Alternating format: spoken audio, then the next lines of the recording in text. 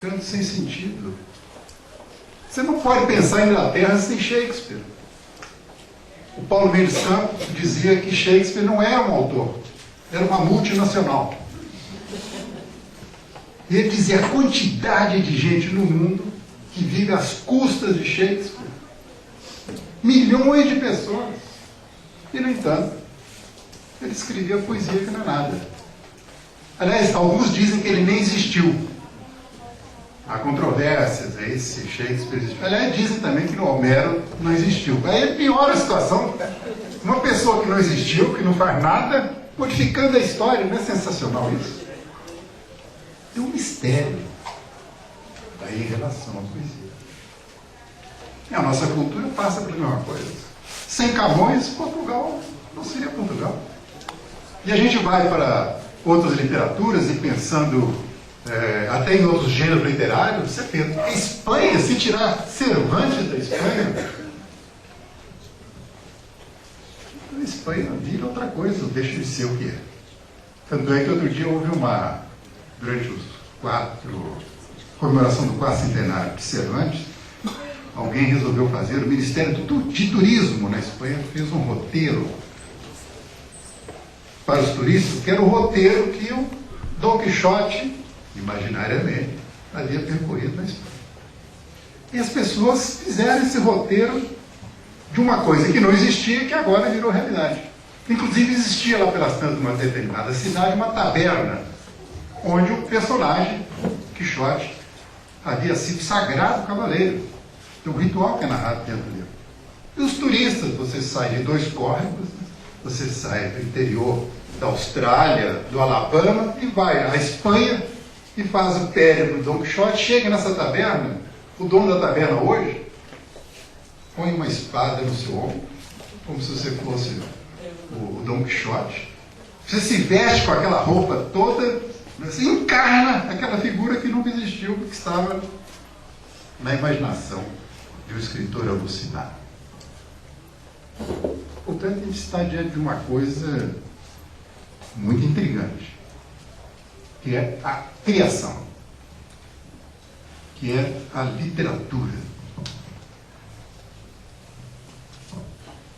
Há uns anos atrás, em 2004, eu fui ao Irã. Ninguém vai ao Irã, né? A Londres, Nova York, Miami, ninguém vai ao Irã.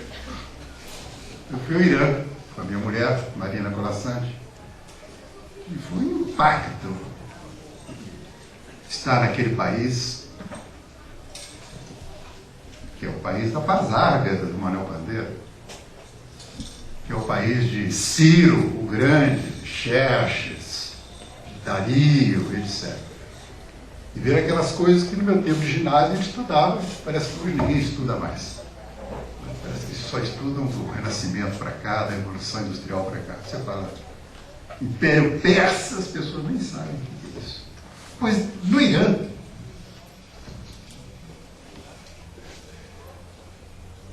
os iranianos citam nas conversas cotidianas, como se fosse moeda de troca, os poetas que viveram há 1000 anos atrás.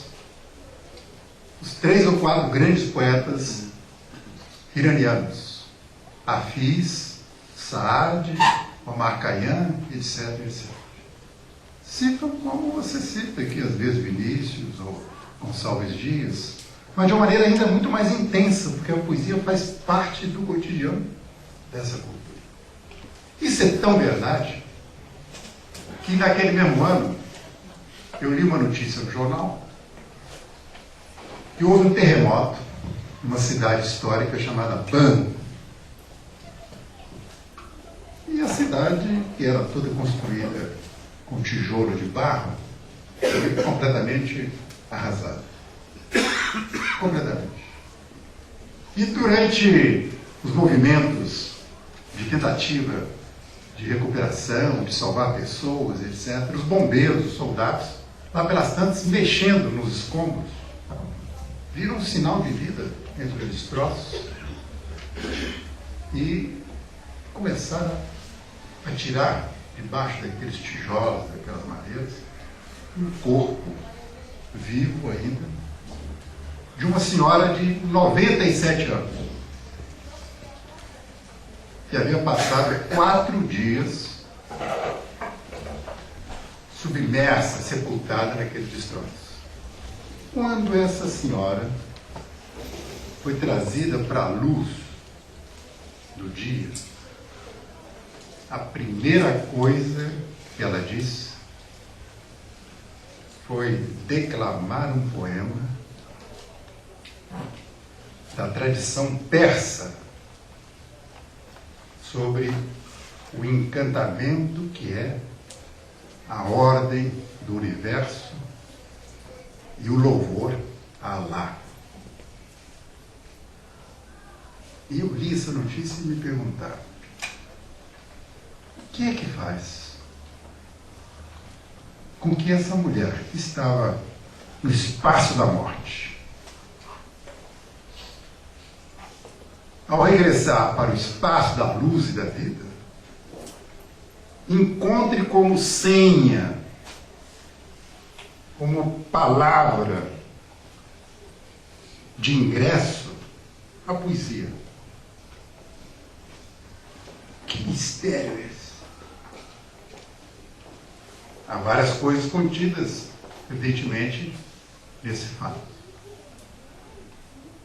Não só porque a poesia trata essencialmente do grande mistério da vida e da morte, mas, sobretudo, porque a poesia, como a literatura, como a arte, a boa poesia, a boa literatura, a boa arte em geral,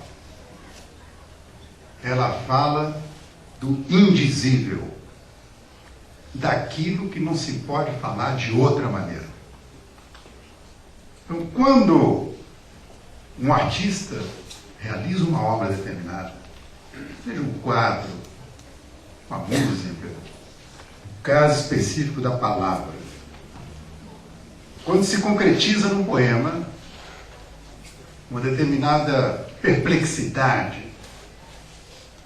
aquela é a única forma através da qual aquilo era passível ou possível de ser dito.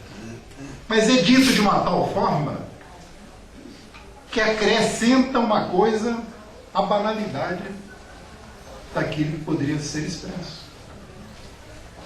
Por isso é que o nosso Mário Quintana dizia uma frase muito simples, que era: quem escreve o poema salva um afogado. Claro que o primeiro afogado é o poeta. O primeiro afogado é o poeta. E, de repente, pegou a boia das palavras para se expressar. E os outros que leem, que pegam aquela boia, começam a utilizá-la para sobreviver. Volta e meia, qualquer escritor tem essa experiência de encontrar uma pessoa que diz assim: olha, aquele seu texto, eu guardo aquele texto dentro da minha bolsa, está dentro da minha agenda, está pregado no meu espelho. Você não sabe para quanta gente eu já dei aquele texto, já passei para frente, como se a pessoa tivesse uma compulsão, uma necessidade de dar aquele recado para alguém. Pegou aquela boia, aquela senha, e passou adiante. Porque aquele texto está dizendo o indizível, aquilo que só pode ser dito daquela maneira. Esse que é o grande mistério, o grande problema da arte e da poesia. Existe uma palavra em português que a gente usa o tempo todo, sem saber o significado dessa palavra, que é a palavra símbolo. Símbolo, originalmente, era, na verdade, um objeto ritual. Quando você se hospedava na casa de uma pessoa, você ganhava uma